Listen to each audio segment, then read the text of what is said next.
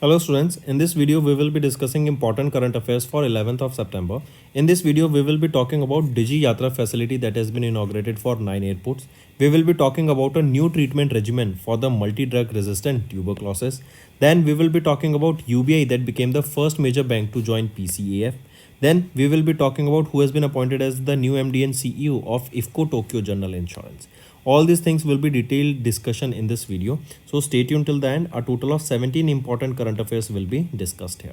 Also, if you are new to our channel, do subscribe to us. We are one-stop solution for current affairs. The content we provide is very informative, detailed and presented in an easy manner so that it becomes easy for you to grasp the knowledge and also prepare for the competitive exams.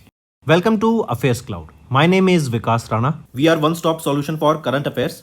You can find our Crack Current Affairs course on our application exclusively for current affairs, where you will be getting daily, weekly and monthly current affairs on regular basis. You can use code VIKAS10 to get additional 10% discount while purchasing the course. This video is available both in English and Hindi. The timestamp for both English and Hindi are mentioned in the description of each video. You can contact us on the number provided or mail provided. Also follow us on Telegram and Instagram, and the link for the same is provided in the description of each video.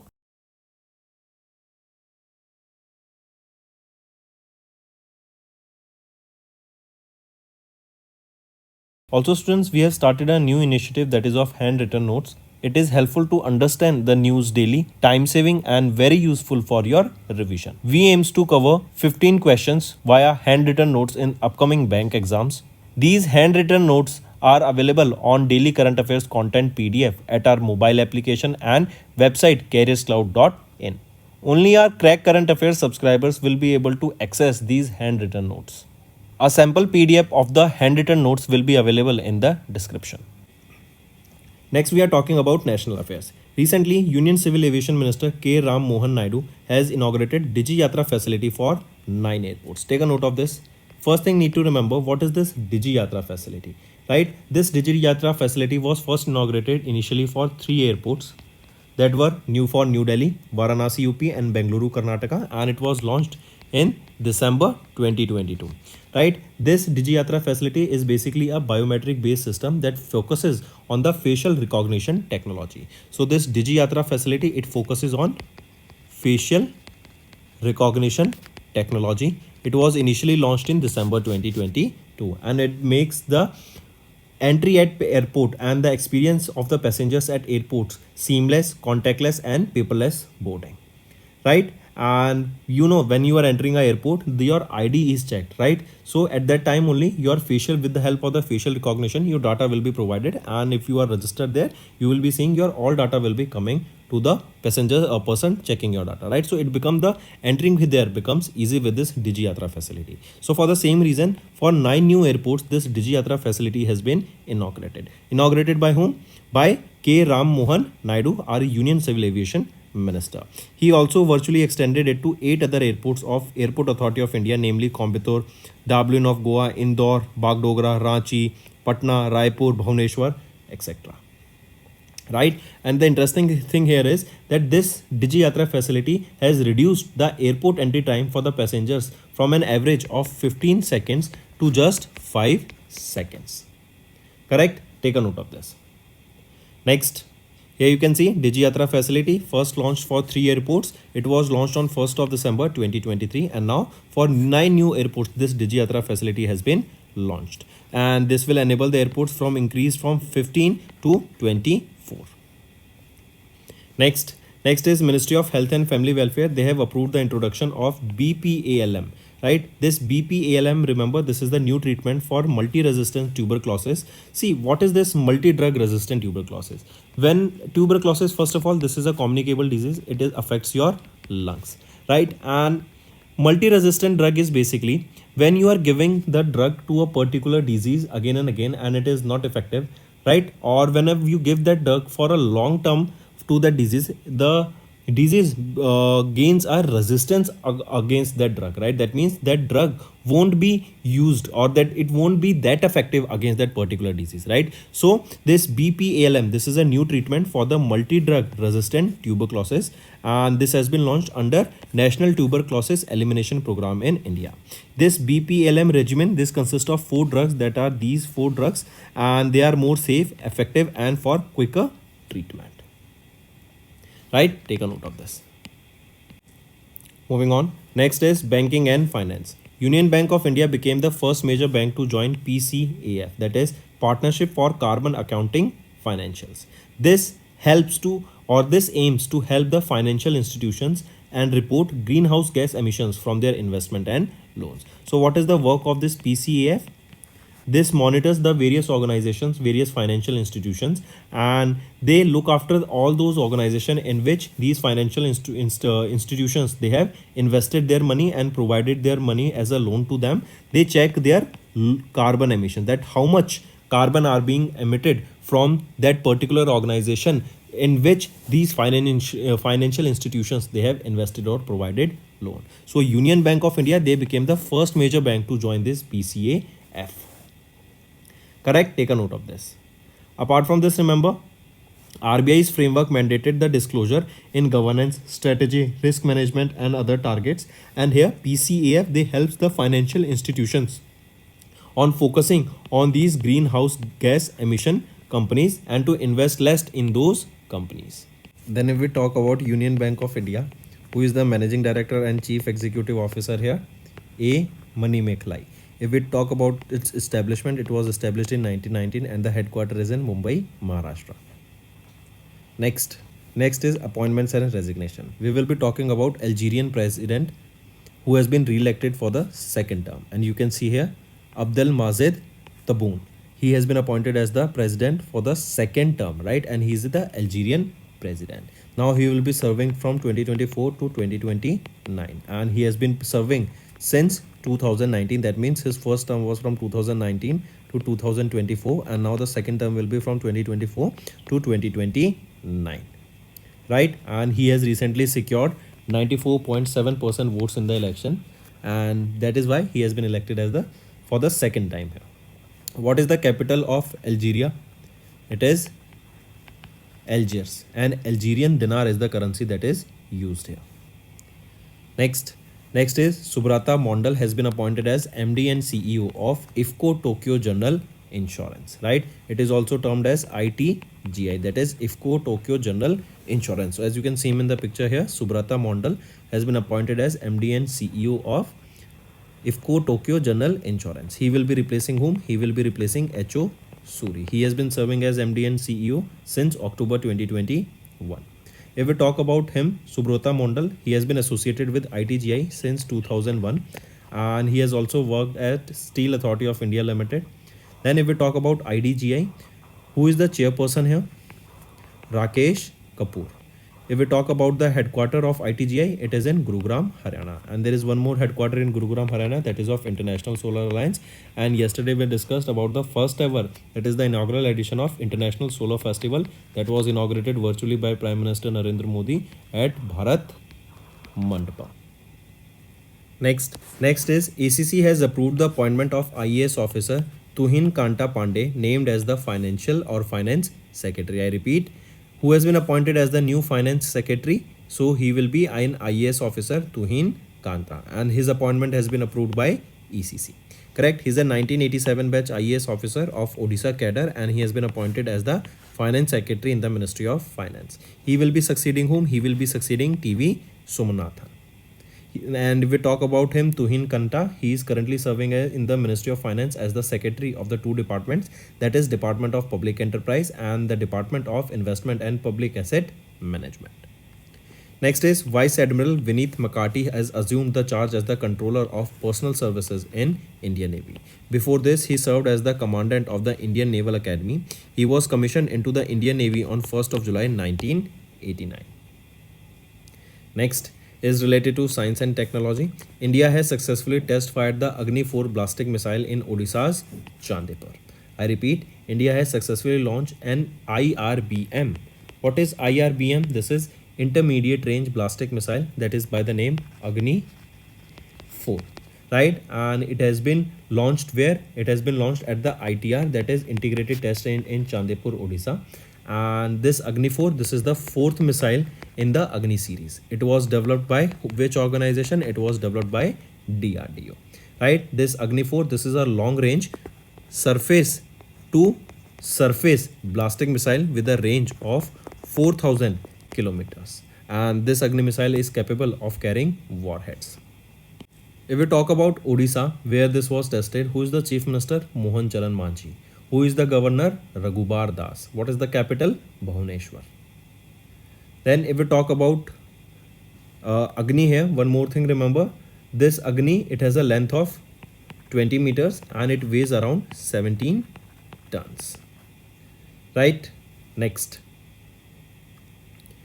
is CSL, that is your Cochin Shipyard Limited. They have launched INS Malpe and INS Mulki, the anti-submarine warfare shallow watercraft for the Indian Navy. So INS Malpe and INS Mulki, they have been recently launched. They have been launched by CSL, that is Cochin Shipyard Limited, and they are the two indigenously designed and constructed anti-submarine warfare shallow watercraft.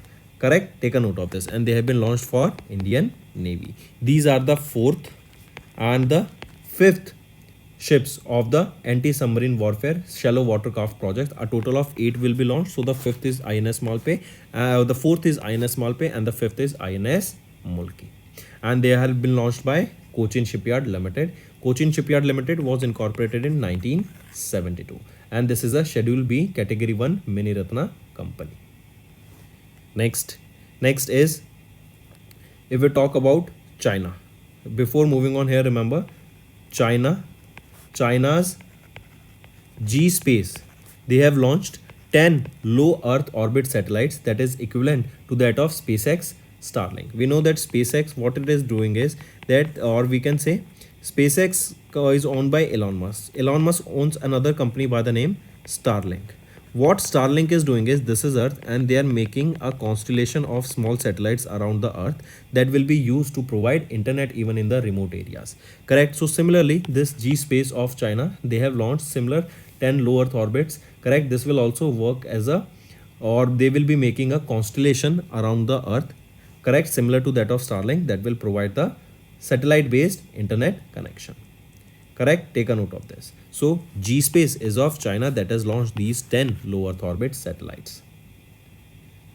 Next is related to sports. We are talking about tennis here. So US Open was recently held. It was held from 19th of August till 8th of September.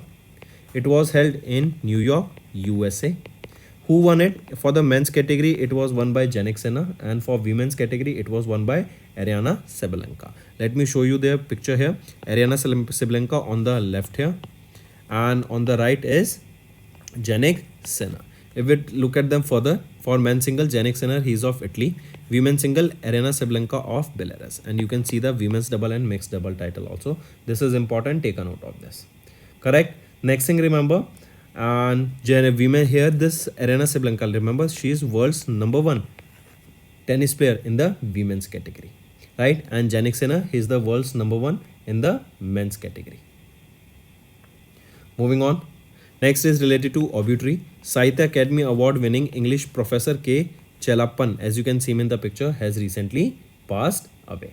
Right, he passed away at the age of 88 in Chennai, Tamil Nadu. He was born in 1936, and in 2020 he was honored with Sahitya Academy Award for his translation of Rabindranath's novel, that is Gora, from Bengali to Tamil. Apart from this, in 2017 he was also honored with Lifetime Achievement Award for the translation and the Best Translator Award by the government of Tamil Nadu also. Moving on, next is related to important affairs or important days, that is International Literacy Day. It is observed on 8th of September, and this day is observed by UNESCO. Right, this is observed on 8th of September to remind the international community of the importance of literacy for individuals, communities and society. And the theme for this day is promoting multilingual education, literacy for mutual understanding and peace. Correct? Take a note of this. Apart from this, here remember UNESCO King Sejong Literacy Prize was also awarded. This award was established by UNESCO in 1989 with the support of the government of Republic of Korea, and this award is recognition for the or recognizes the contribution to the mother language based literacy development, and you can see the winners here. Next is International Vulture Awareness Day is observed on 7th of September. This day is observed basically to create awareness about the importance of the culture of the these vultures in the ecosystem, right? And remember, this day is generally observed on the first Saturday of September. On the first Saturday of the September month. Then that's the reason it was observed on 7th of September. In 2023, it was observed on 2nd September. And in 2025, it will be observed on 6th of September. Right? Take a note of this. Moving on. Next is World Physiotherapy Day. It is observed on 8th of September. First, you need to understand what is physiotherapy. Whenever you are having any pain in your body, say for example, you are recovering from any injuries, right, or any chronic condition. So to maintain the optimal function of the body, this physiotherapy is done. It is basically a treatment so that your body becomes habitual to the working parts, right? Or basically we can say it gives you treatment. In simple terms, if we say, it is a healthcare process, correct, that helps you to make sure that your body is working in a refined way or in a optimal way, right? So this physiotherapy is observed on World Physiotherapy Day, observed on 8th of September.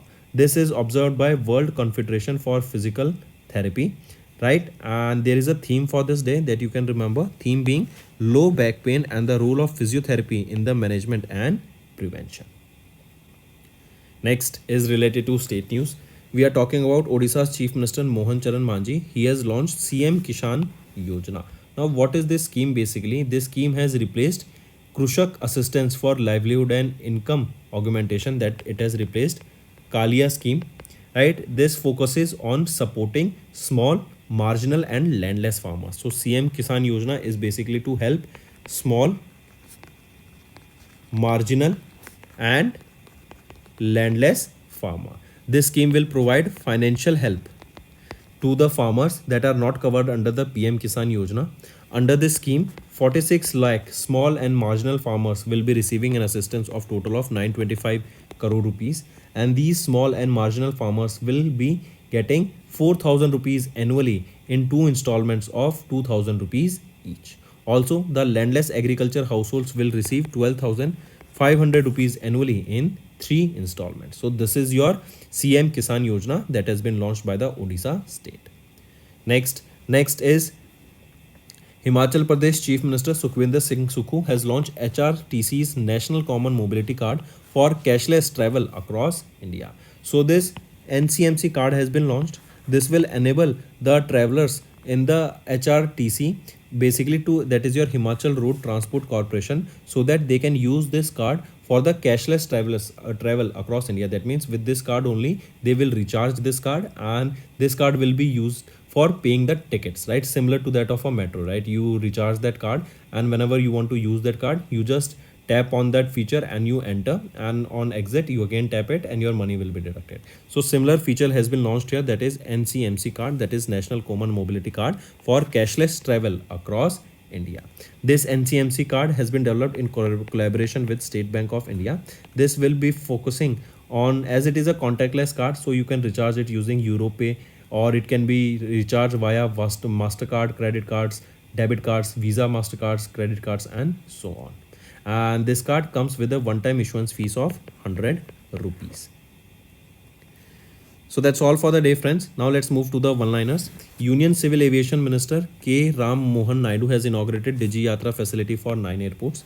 Then Ministry of Housing and Ministry of Health and Family Welfare has approved BPALM, a new treatment regimen for multi-drug resistance tuberculosis.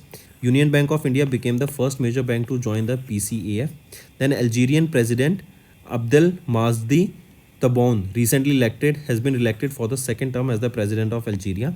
Then Subrata Mondal has been appointed as MD and CEO of IFCO Tokyo General Insurance. ACC has approved the appointment of IAS officer Tuhin Kanta Pandey, named as the Finance Secretary. Then Vice Admiral Vineet McCarthy assumed the charge as the controller of the personal services in Indian Navy. Then India successfully test-fired Agni-4 blasting missile in Odisha's Chandipur. CSL Cochin Shipyard Limited launched Indian naval ship Malpe and INS Mulki, the anti-submarine warfare shallow watercraft for Indian Navy. Then China's G-Space launched 10 low Earth orbit satellites equivalent to SpaceX Starlink. Then tennis player, if we talk about US Open was held here, and in this US Open, Italy's Jannik Sinner has won the men's single title and Arena Sabalenka has won the women's single title here. Next, Sahitya Academy Award winning English professor K. Chellappan has passed away. International Literacy Day observed on 8 September. International Vulture Awareness Day on 7 September. World Physiotherapy Day on 8th of September. Odisha's Chief Minister Mohan Charan Manji has launched CM Kisan Yojana. Himachal Pradesh Chief Minister Sukhwinder Singh Sukhu has launched HRTC's National Common Mobility Card for cashless travel across India. So that's all for the day, friends. Now let's move to some revision part, and today's revision will be quite interesting. So do pay attention. It will be an interesting session and we will be revising important current affairs of past few months. Next, which regulatory body or organization has recently made a portfolio management service distributors registration with the Association of Portfolio Managers in India mandatory? Which is it? It is SEBI, Securities and Exchange Board of India. Next, which organization has recently revised the guidelines for custodian banks to issue irrevocable payment commitments in the light of T+1 settlement regime for the stocks? It is Reserve Bank of India, right? And the maximum intraday risk for the custodian banks issuing the IPCs will be considered as a capital market exposure at 30% of the settlement amount.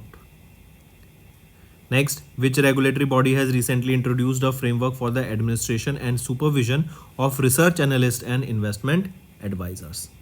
It is SEBI, Securities and Exchange Board of India. Next, which bank or institution has recently agreed to replenishment of the $5 billion for Asian Development Fund 14 and Technical Assistance Special Fund 8? Which is that institution or which is that bank? It is Asian Development Bank, right? And this decision was done during the 57th annual meeting that was held in Georgia, USA, right? And ADF 14 as well as the TASF 8, right? These are the funds that will be replenished by the Asian Development Fund, correct? And this will support the operations during the time period of 2025 to 2028. Next, in May, International Financial Service Centers Authority permitted foreign portfolio investors to issue what with Indian securities in the GIFT IFSC. So the foreign portfolio investors, they have permitted or the IFSCA, they have permitted the foreign portfolio investors to issue the derivative instruments, correct? That is DIs with the Indian securities in GIFT City. And which was the first bank that was providing fixed deposits in US dollar? That is Axis Bank, correct? That was operating at the GIFT City in Gandhinagar, Gujarat. Next, name the IoT-enabled integrated generator monitoring and control system that was recently launched by Indian Army. It is Vidyut Rakshak, right? This, remember, it was launched by Vice Chief of Army Staff and he is Lieutenant General Upendra Dwivedi at that time, right? And he launched this Vidyut Rakshak, and this was developed by whom? It was developed by the Army Design Bureau.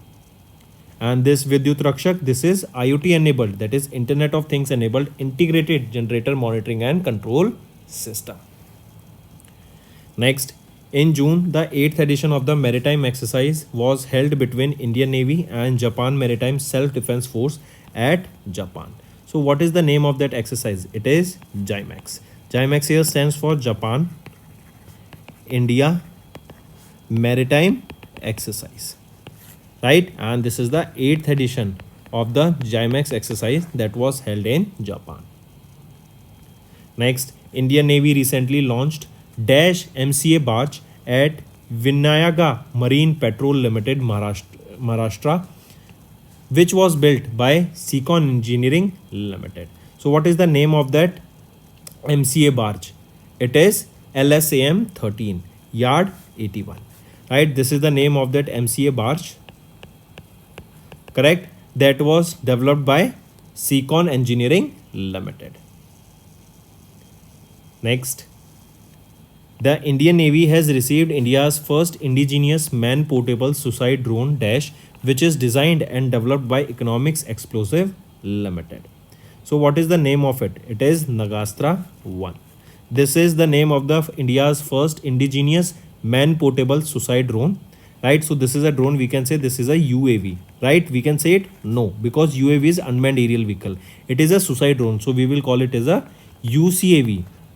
Right, that is unmanned combat aerial vehicle, because it will be used for the defense purpose, or it will be used for your attacking purpose.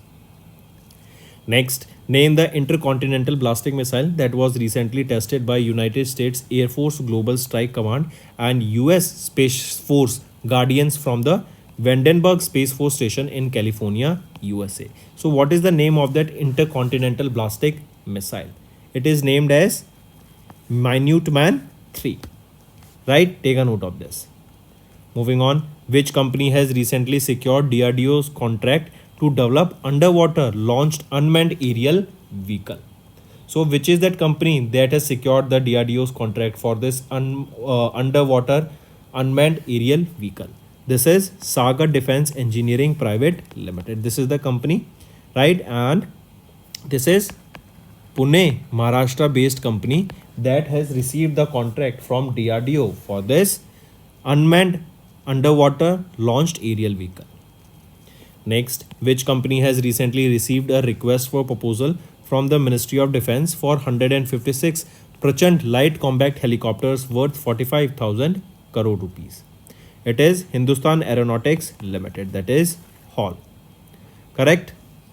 And the estimate cost for 156 Prachand light combat helicopters will be 45,000 crore rupees.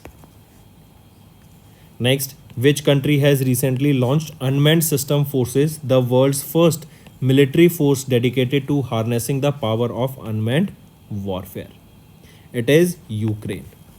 Right, Ukraine is the country that has launched Unmanned System Forces, that is the world's first military force dedicated to harnessing the power of unmanned warfare. Next is our homework part. First is 3 current affairs related to defense for the past 6 months. Second, 3 current affairs related to obituary for the past 6 months. And third, 3 current affairs related to important days of the July month. If you find the session interesting, students, do hit the like button and do comment below and let us know what are your views for the same. Now let's move to the Hindi segment of this video that will be quite interesting for the Hindi audience. Hello students, तो आज की video में 11 सितंबर के important current affairs discuss करेंगे।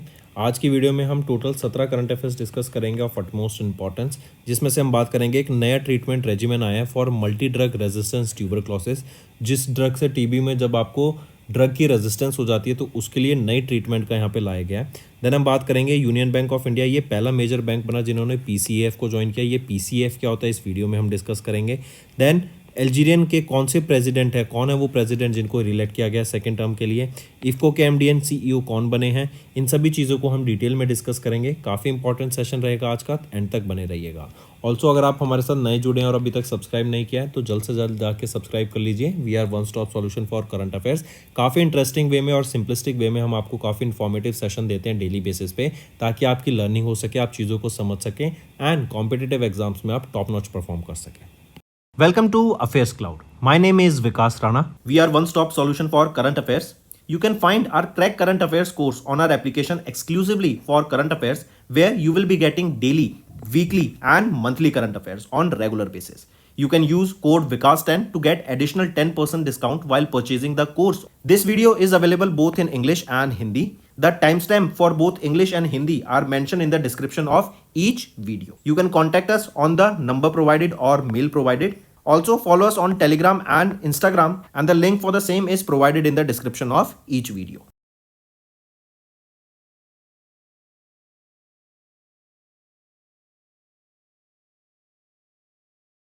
Also students, we have started a new initiative that is of handwritten notes. It is helpful to understand the news daily, time saving and very useful for your revision. We aims to cover 15 questions via handwritten notes in upcoming bank exams.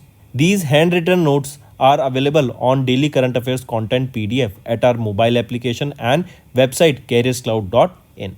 Only our Crack Current Affairs subscribers will be able to access these handwritten notes. A sample PDF of the handwritten notes will be available in the description. Next आ जाते हैं national affairs पर। यहाँ पे हम बात करेंगे हमारे यूनियन सिविल एविएशन मिनिस्टर के राम मोहन नायडू जी की। इन्होंने इनॉग्रेट किया डिजी यात्रा फैसिलिटी को फॉर 9 एयरपोर्ट्स। ये डिजी यात्रा फैसिलिटी बेसिकली एक फैसिलिटी थी जो कि 1 दिसंबर 2022 में लॉन्च की गई थी। इससे आप जब आपका एयरपोर्ट में आप एंट्री करते हैं तो जब आपका चेक इन होता है तो वहाँ पे आप देखते थे पहले टाइम लगता था, आपकी आईडी चेक होती थी। अब सब कुछ क्या हो गया, बायोमेट्रिक हो गया है, या फिर हम बोले बायोमेट्रिक के साथ साथ फेशियल रिकॉग्निशन टेक्नोलॉजी पे बेस रहेगा ये, राइट। आपकी फेशियल को, आपके फेस को रिकॉग्नाइज करके उसके बेसिस पे आपका जो एंट्रेंस है, एंट्री होगा, वो ईजी हो जाएगा। बोर्डिंग प्रोसेस को और पेपरलेस बना के ईजी करने का काम किया गया है यहाँ पे, करेक्ट। तो पहले जब ये 2022 में लॉन्च किया गया था ना, 3 एयरपोर्ट्स यहाँ पे इंक्लूड करे गए थे। 3 के बाद फिर ये 15 हुए और अब 15 के बाद 9 ऐड किए गए हैं यहाँ पे। तो टोटल जो एयरपोर्ट्स हैं जहाँ पे ये आपका डिजी यात्रा फैसिलिटी को इनकॉर्पोरेट किया गया, तो अब टोटल 24 एयरपोर्ट्स में ये किया गया है। अगर इस फैसिलिटी की बात करें तो आप यहाँ पे देख सकते हैं ये 8 एयरपोर्ट्स हैं इंक्लूडिंग विशाखापट्टनम आंध्र प्रदेश के मिला के, राइट। नेक्स्ट पे आते हैं। यहाँ पर आप देख सकते हैं 3 एयरपोर्ट जो पहले थे वो थे दिल्ली के, वाराणसी के एंड बेंगलुरु कर्नाटका के। 1 दिसंबर 2022 में इसको लॉन्च किया गया था, राइट। एंड अब 24 एयरपोर्ट्स हैं जहाँ पर इसकी फैसिलिटी रहेगी।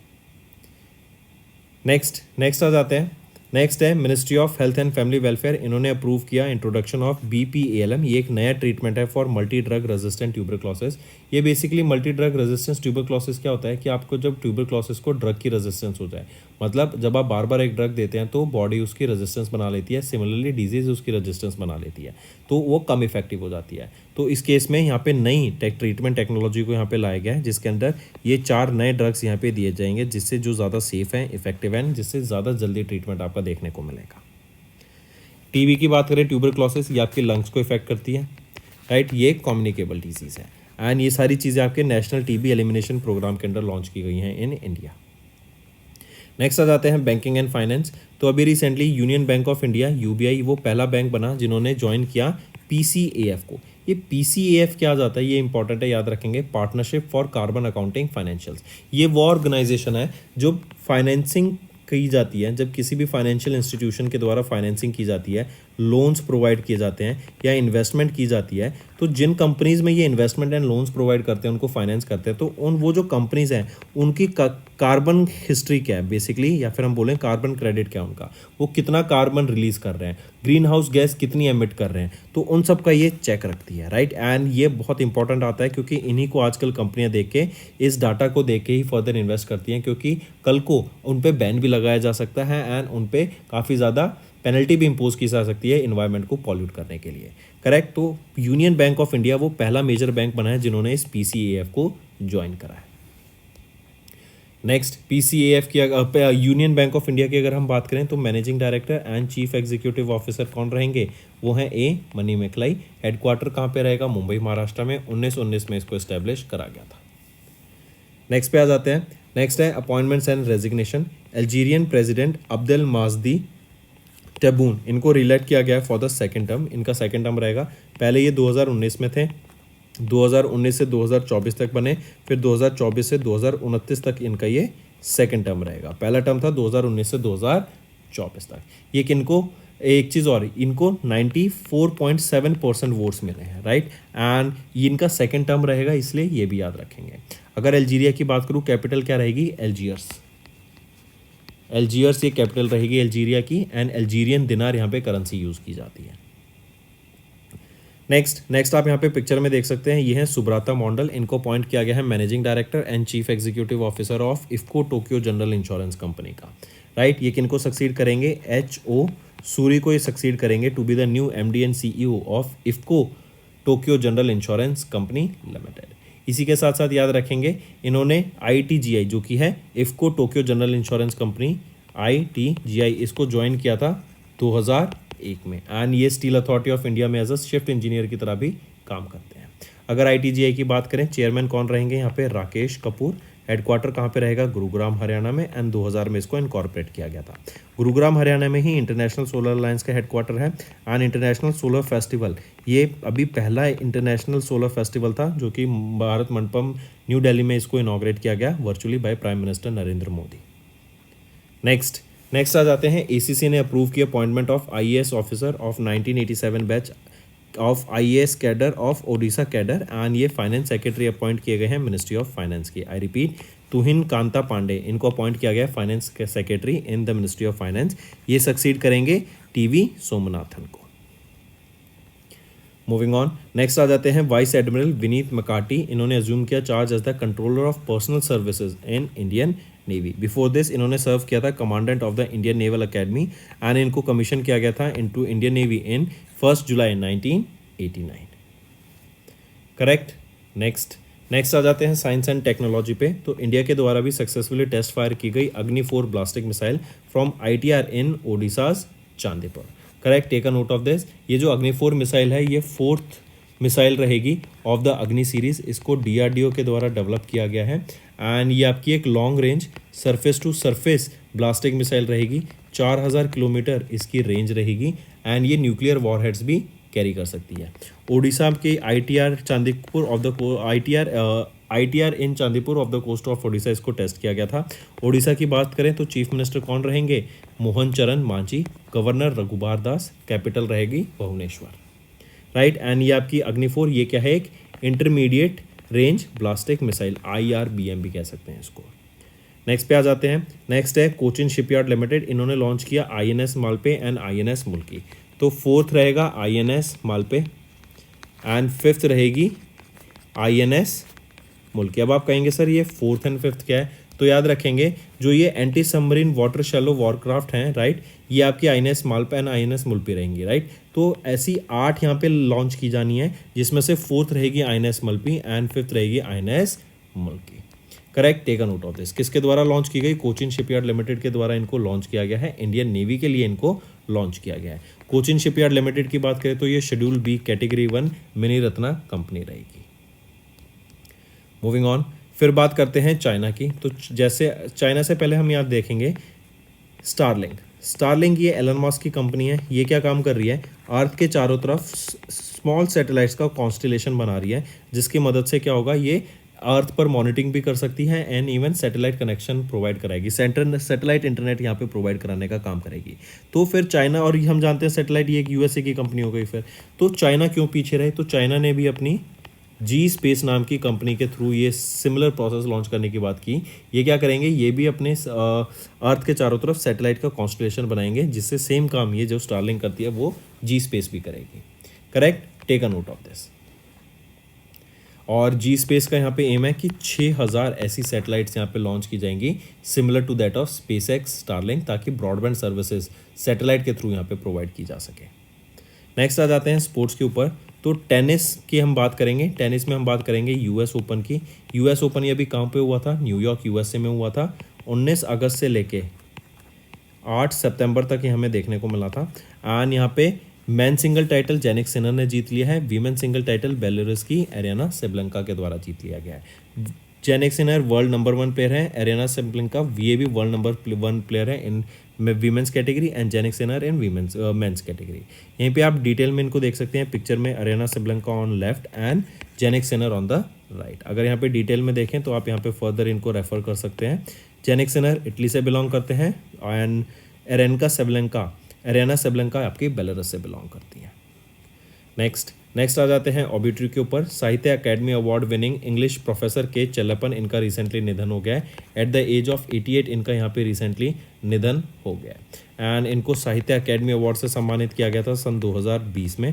करेक्ट, इन्होंने रविंद्रनाथ टैगोर की नॉवल गोरा का ट्रांसलेशन किया था from Bengali to Tamil. And इनको लाइफ टाइम अचीवमेंट अवार्ड से भी सम्मानित किया गया था 2017 में। नेक्स्ट आ जाते हैं इंपॉर्टेंट डेज पर। इंटरनेशनल लिटरेसी डे कब ऑब्जर्व किया जाता है, 8 सितंबर को ही हम ऑब्जर्व करते हैं across the globe. Reason being कि जो लिटरेसी है लोगों की, कम्युनिटीज़ की, सोसाइटीज़ की, एजुकेशन क्यों इंपॉर्टेंट है उसके बारे में अवेयरनेस क्रिएट कराने के लिए डे ऑब्जर्व किया जाता है। यूनेस्को के द्वारा ये डे ऑब्जर्व किया जाता है, ये भी मार्क करके चलेंगे, इंपॉर्टेंट रहेगा। राइट, ताकि वर्ल्ड में हम जो लिटरेसी है, एजुकेशन है, उसको प्रमोट कर सकें। यहीं पे आप देखेंगे इसकी थीम रहेगी promoting multilingual education, literacy for mutual understanding and peace. ये इसकी थीम रहेगी जो आपको मार्क करनी है। पहली बार इस डे को 1967 में ऑब्जर्व किया गया था। एंड जैसे मैंने अभी बताया, याद रखेंगे इस डे को यूनेस्को के द्वारा ऑब्जर्व किया जाता है। नेक्स्ट आते हैं, एक और याद रखेंगे, UNESCO King Sejong literacy prize 1989 में यूनेस्को के द्वारा इसको इस्टेब्लिश किया गया था with the support of the government of Republic of Korea. ये रिकॉग्नाइज करती है contribution to the mother language based literacy development को। एंड यहाँ पर आप इनके रेसिपिएंट्स देख सकते हैं। नेक्स्ट है इंटरनेशनल वल्चर अवेयरनेस डे। 7 सितंबर को ये डे ऑब्जर्व किया जाता है। जनरली इस डे को अगर हम देखें, ये ऑब्जर्व किया जाता है on the first Saturday of September month. तो इस बार 7 सितंबर को ये डे था 2024 में। 2023 में देखें तो ये ऑब्जर्व किया गया था ऑन 2 सितंबर एंड 2025 में ये ऑब्जर्व किया जाएगा ऑन 6 सितंबर। ठीक है, एंड वल्चर अवेयरनेस के लिए ये डे ऑब्जर्व किया जाता है। नेक्स्ट आ जाते हैं फिर world Physiotherapy day.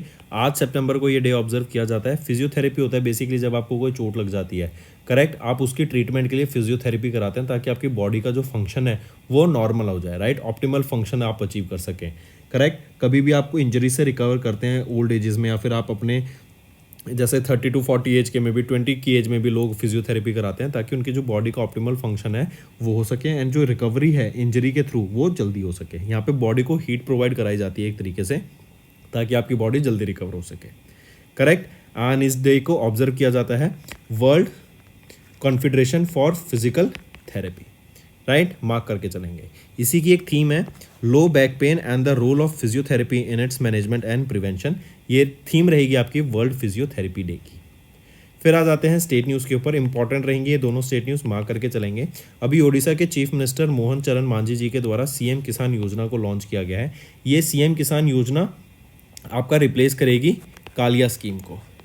Kaliya scheme क्या थी? कृषक assistance for livelihood and income augmentation scheme. ये जो सीएम किसान योजना स्कीम है ना, इससे बेसिकली जो फार्मर्स हैं, छोटे फार्मर्स हैं, स्मॉल फार्मर्स हैं, लैंडलेस फार्मर्स हैं, उनको यहाँ पे हेल्प करने की बात की जाएगी। इसके अंडर 46 लाख ऐसे स्मॉल फार्मर्स को हेल्प करा जाएगा with an assistance of 925 crore rupees. यहाँ पर हम देखेंगे जो ये स्मॉल फार्मर्स हैं, मार्जिनल फार्मर्स हैं, इनको 4000 रुपये सालाना मिलेगा in 2 instalments of 2000 rupees each.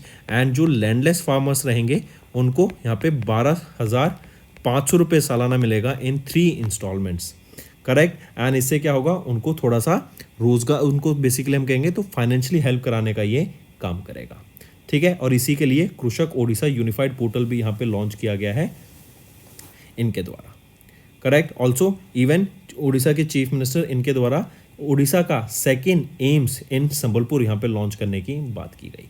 Odisha के चीफ मिनिस्टर मोहन चरण मांझी एंड यहाँ पे गवर्नर कौन रहेंगे? रघुभार दास। तो ये तो थी ओडिशा की स्टेट न्यूज़। अगर अब हम हिमाचल प्रदेश की स्टेट न्यूज़ की बात करें तो इनके द्वारा हिमाचल प्रदेश के चीफ मिनिस्टर सुखविंदर सिंह सुक्खू के द्वारा HRTC का नेशनल कॉमन मोबिलिटी कार्ड को लॉन्च किया गया ताकि कैशलेस ट्रैवल हो सके अक्रॉस इंडिया। जैसे देखो, आप मेट्रो में ट्रैवल करते हैं तो मेट्रो में ट्रैवल करने से क्या होता है, आप एक कार्ड बनवाते हैं, उसको आप रिचार्ज कराते हैं एंड जब जरूरत पड़ी आप उसको यूज़ कर लेते हैं। जैसे ही आप मेट्रो स्टेशन पर एंटर करेंगे, आपने कार्ड लगाया, एंट्री करी, और जब आप एग्जिट करेंगे जहाँ पर अपने डेस्टिनेशन पर पहुँच गए, आपने कार्ड लगाया, आपके पैसे कट जाएंगे। तो सिमिलर काइंड ऑफ एक कार्ड यहाँ पे लॉन्च किया गया। SBI के द्वारा इस कार्ड को लॉन्च किया गया है, इस NCMC कार्ड को। बेसिकली इससे क्या होगा कि आप एक तो पहले जो कराएंगे ना 100 रुपये लगेंगे आपको इस कार्ड के। दूसरा, आपका इसमें मिनिमम रिचार्ज होगा 100 रुपये का और मैक्सिमम आप इसमें 2000 तक का कार्ड का रिचार्ज करा सकते हैं।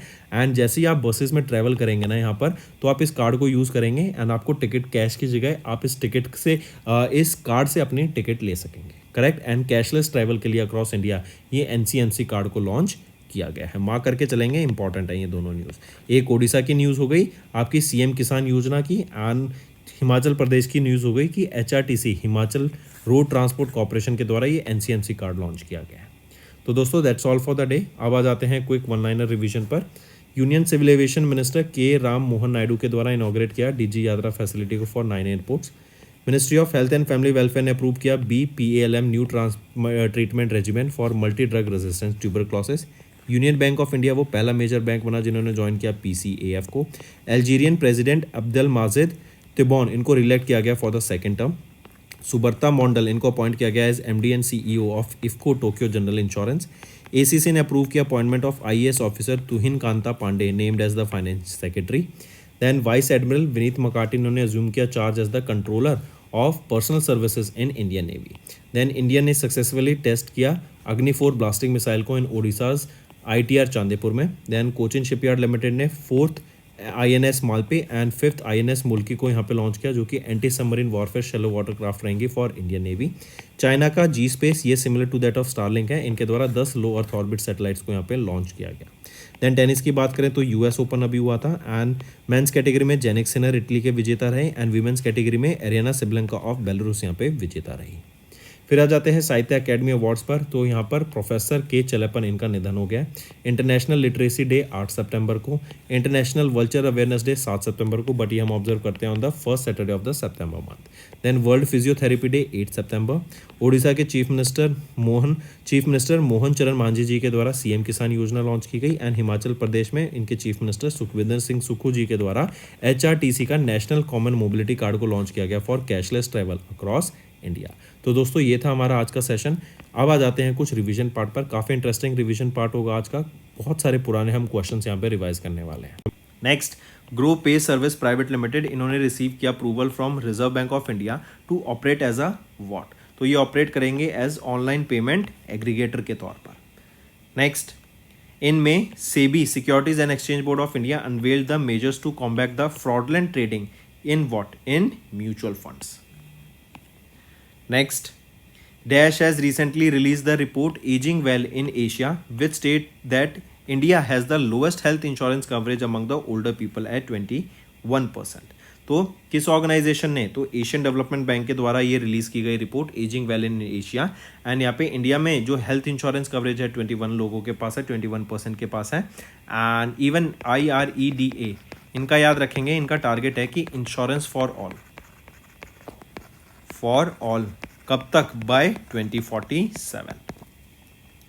नेक्स्ट, किस रेगुलेटरी बॉडी या ऑर्गेनाइजेशन ने रिसेंटली एक पोर्टफोलियो मैनेजमेंट सर्विस को यहाँ पे लॉन्च किया, या फिर हम बोले has made portfolio management service distributors registration with the association of portfolio managers in India mandatory. जो भी पोर्टफोलियो मैनेजमेंट सर्विस प्रोवाइड करता है, जो उसके डिस्ट्रीब्यूटर्स हैं, उनको यहाँ पे portfolio managers in Asia, right, जो एसोसिएशन है उनके साथ यहाँ पे रजिस्टर होना जरूरी है, कंपलसरी होगा। ये किसके द्वारा बोला गया, ये आरबीआई के द्वारा बोला गया। देन किस ऑर्गेनाइजेशन ने रिसेंटली रिसीव की guidelines from the custodian banks to issue irrevocable payment commitments in the light of T+1 settlement regime for stocks, ये सेबी के द्वारा करा गया। नेक्स्ट, किस रेगुलेटरी बॉडी ने रिसेंटली इंट्रोड्यूस किया एक framework for the administration and supervision of research analyst and investment advisers, तो ये भी किसके द्वारा किया गया है, ये भी आपका सेबी के द्वारा करा गया है। ठीक है। नेक्स्ट, किस बैंक या इंस्टीट्यूशन ने रिसेंटली अग्री किया to replenishment of $5 billion for the Asian Development Fund 14 and Technical Assistance Special Fund 8, तो ADF 14 and Technical Assistance Special Fund 8, इन दोनों को यहाँ पे रिप्लेनिश करने की बात की गई एंड $5 बिलियन से ये रिप्लेनिश किए जाएंगे एंड आने वाले टाइम में 2025 से लेकर 2028 तक जो यूएन के ऑपरेशंस होंगे उनको फंड करने का ये काम करेगा। तो किस ऑर्गेनाइजेशन ने, ये एशियन डेवलपमेंट बैंक ने। Next, International Financial Service Centres Authority permitted foreign portfolio investors to issue what with Indian securities in GIFT IFSC, तो यहाँ पे ये इशू करेंगे डेरिवेटिव इंस्ट्रूमेंट्स को।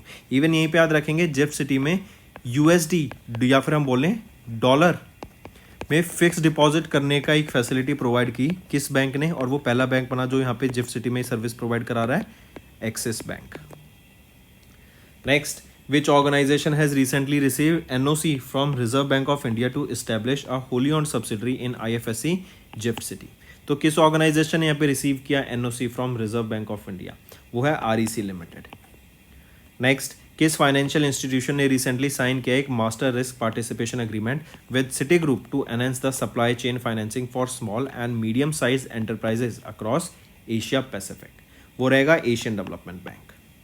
नेक्स्ट, इंडिया एंड घाना इन्होंने रिसेंटली अग्री किया to operationalise UPI unified payment interface within a period of 6 महीने के अंदर at the session of the India Ghana joint trade committee, जो कि एकरा घाना में होगी।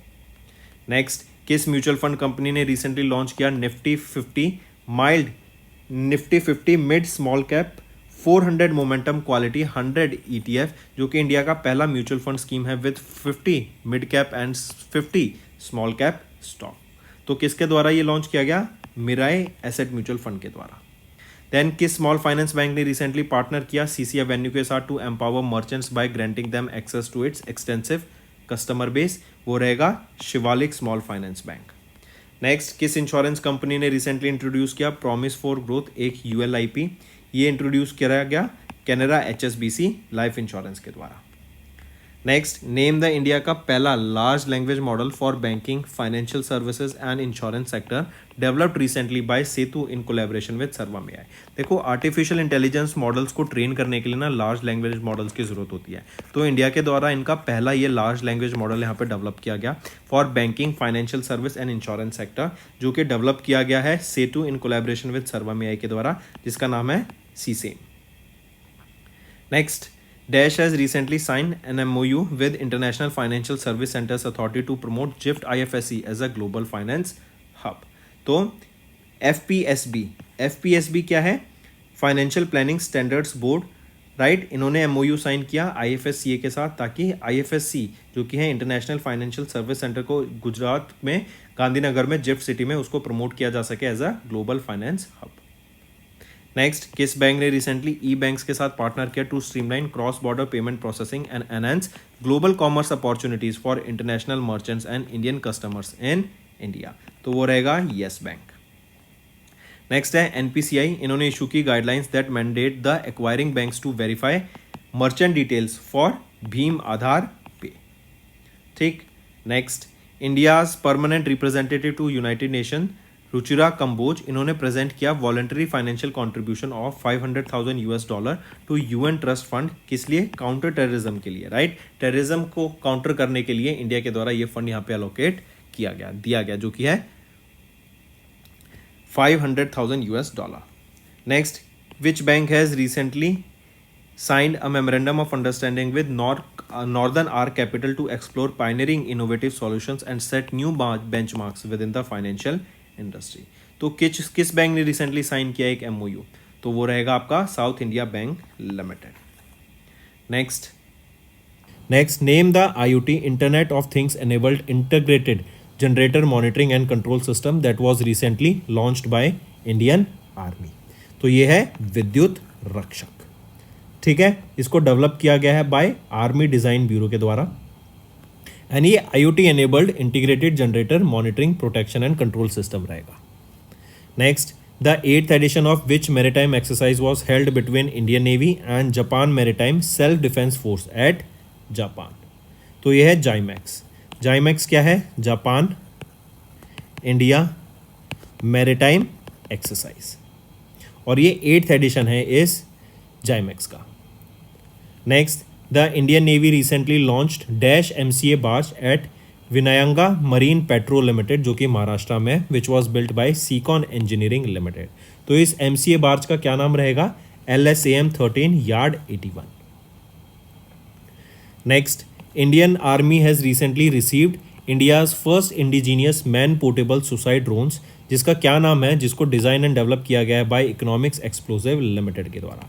तो नगास्त्रा 1, इसका नाम नगास्त्रा 1 है। ये आपका मैन पोर्टेबल सुसाइड ड्रोन, जिसको डिजाइन एंड डेवलप किया गया है इकोनॉमिक्स एक्सप्लोसिव लिमिटेड के द्वारा। Next, name the intercontinental ballistic missile that was recently tested by united space air force global strike command and US space force guardians from Vandenberg space force base in California USA से इसको test किया गया था। तो क्या नाम है उस इंटरकॉन्टिनेंटल ब्लास्टिक मिसाइल का? वो है माइन्यूट मैन 3। नेक्स्ट, किस कंपनी ने रिसेंटली सिक्योर किया DRDO का contract to develop underwater launched unmanned aerial vehicle? तो क्या नाम रहेगा उसका? वो है Sagar defence engineering private limited. ये पुणे महाराष्ट्र बेस्ड कंपनी है। नेक्स्ट, किस कंपनी ने रिसेंटली रिसीव किया request for proposal from the ministry of Defence for 156 Prachand light combat helicopters worth 45,000 crore rupees? तो किसको रिसीव हुआ ये कॉन्ट्रैक्ट? हिंदुस्तान एरोनॉटिक्स लिमिटेड को ये कॉन्ट्रैक्ट रिसीव हुआ। नेक्स्ट, किस कंट्री ने रिसेंटली लॉन्च किया अनमैन्ड सिस्टम फोर्सेस को, जो कि वर्ल्ड का पहला मिलिट्री फोर्स है dedicated to harnessing the power of unmanned warfare? वो है Ukraine.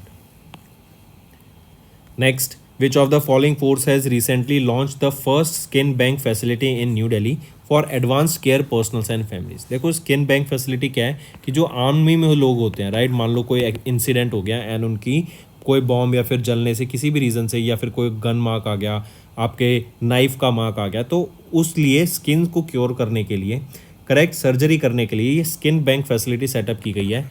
Arm force medical services पे ये सेटअप की गई है इनके द्वारा, इनके हेडक्वार्टर पर, राइट। और ये किसके द्वारा लॉन्च की गई है? Which of the following force launch this first skin bank facility? तो इंडियन आर्मी के द्वारा इसको लॉन्च किया गया। Next, which of the following has recently signed an MOU with Military College of Telecommunication Engineering to advance collaboration in next generation wireless technologies for the Indian army?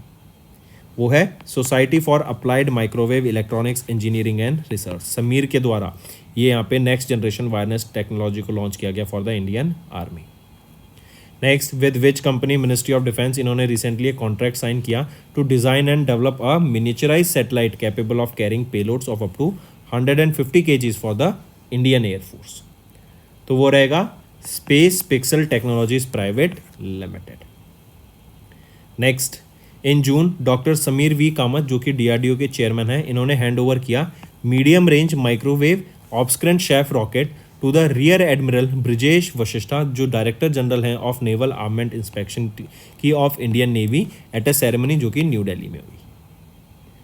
ठीक है, next आ जाता है उस HEAT high speed expendable aerial target का नाम बताओ that recently completed 6 consecutive development trials successfully by DRDO।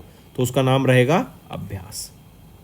ठीक है, चलिए ये तो होगा डिफेंस के क्वेश्चन। अब आ जाते हैं आपके साइंस एंड टेक्नोलॉजी के ऊपर।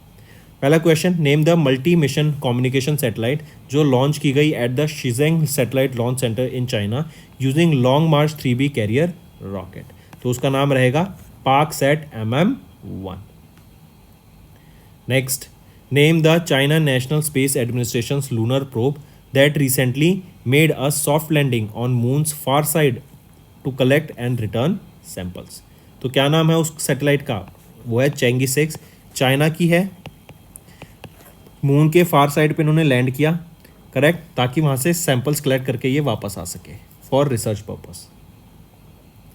Next, which organisation has recently developed the computational fluid dynamics software named Prabha? Prabha क्या है? Parallel ran solver for aerospace vehicle aerothermodynamic analysis. तो किस ऑर्गेनाइजेशन ने डेवलप किया है ये computational fluid dynamic software Prabha को? तो ये डेवलप किया गया है इसरो के द्वारा, इंडियन स्पेस रिसर्च ऑर्गेनाइजेशन के द्वारा। Next, name the satellite that was recently launched by European Space Agency to study the role of clouds and aerosols in Earth's climate. तो वो है अर्थ केयर, राइट। अर्थ केयर के द्वारा, उस सैटेलाइट का नाम है अर्थ केयर, जिन्होंने लॉन्च किया किसके द्वारा? यूरोपियन स्पेस एजेंसी के द्वारा, इन कोलैबोरेशन विद जाक्सा के साथ मिलकर इन्होंने अर्थ केयर को लॉन्च किया है, ताकि क्लाउड्स और एरोसोल इनका क्या हम स्टडी, इनका क्या रोल रहता है, इनकी क्या प्रोसेस रहती है अर्थ के क्लाइमेट को मेंटेन करने में। नेक्स्ट, किस स्पेस कंपनी के स्टारलाइनर स्पेसक्राफ्ट को लिफ्ट ऑफ किया गया to space on its maiden voyage to the International Space Station, जिसमें नासा के 2 एस्ट्रोनॉट्स थे, Butch Wilmore and Sunita Williams? ये है बोइंग। और एक चीज़ याद रखेंगे, ये दोनों एस्ट्रोनॉट्स अभी रिसेंटली इंटरनेशनल स्पेस स्टेशन पे ही हैं, इनको काफ़ी पहले वापस आ जाना था, लेकिन because of some technical reasons अभी ये इंटरनेशनल स्पेस स्टेशन पे ही फंसे हुए हैं, एंड माना जा रहा है कि ये 2025 तक इसमें फंसे रहेंगे, एंड 25 के स्टार्टिंग मंथ्स में ये वापस आएंगे। नेक्स्ट है हमारा होमवर्क। फर्स्ट है 3 current affairs related to defence sector for the past 6 months. Second, 3 current affairs related to obituary for the past 6 months. And third है 3 current affairs related to important days for July month. Session पसंद आए तो video को like करना and comment करके ज़रूर बताना आपका क्या व्यूज़ रहेंगे। एंड अगर आप नए हैं और हमारे साथ जुड़े हैं और अभी तक आपने सब्सक्राइब नहीं किया तो जल्द से जल्द सब्सक्राइब कीजिए। We are one stop solution for current affairs.